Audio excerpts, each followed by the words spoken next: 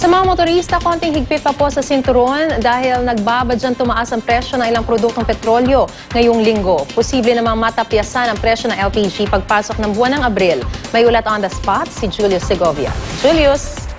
Maris, matapos ang ilang linggong bawas presyo sa mga produktong petrolyo, namumuro naman ngayong linggo ang oil price hike sa kwenta ng ilang oil industry sources. Nasa pagitan ng 40 centavos hanggang 60 centavos ang posibleng itaas sa litro ng diesel. Hanggang 15 sentimo naman kada litro posibleng price hike sa gasolina. At ang kerosene, 75 centavos ang malamang daw na taas presyo. Pusod pa rin daw yan ang lumalalang tensyon sa Ukraine at Russia, pati na ang humihinang palitan ng piso kontra dolyar. Kaya wala nang atrasa ng naunang banta ng grupong ACTO na taas patay sa jeep kahit paraw ibinasura na ng LTFRB ang hiling nilang 50 centavos provisional increase.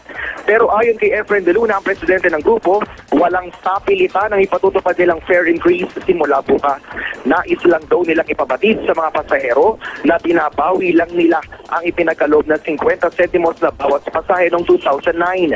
Wala raw fare matrix na inisyu noon, kaya papatak na 8.50 pa rin ang original na pasahe.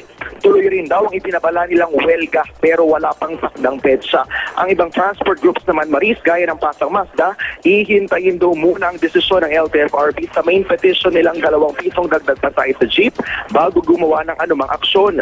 Hindi rin pabor ang piston sa taas pasahe. Kinukundi naman ang napipinto na namang OPH, fuel discount na 6 na piso pa rin ang isinusulong nila para sa public transport.